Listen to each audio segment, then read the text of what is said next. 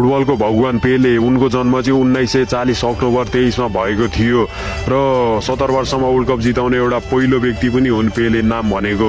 पहिलो world cup चाहिँ 1958 मा जिताएका थिए र 2 गोल पनि हानेका थिए। 1962 मा उनकै गोलले गर्दा वर्ल्ड कप जितेको थियो। 1970 मा उनको तेस्रो वर्ल्ड कप हो र उनको हिस्टोरीकै तेस्रो वर्ल्ड कप उनको नाममा भएको थियो र ब्राजिलको लागि तेस्रो वर्ल्ड कप जिताउने एउटा पहिलो व्यक्ति बनेका थिए र उनको रेकर्डहरू चाहिँ 1279 गोल पनि छ। त्यो रेकर्ड पनि अहिले छोडिएको छैन।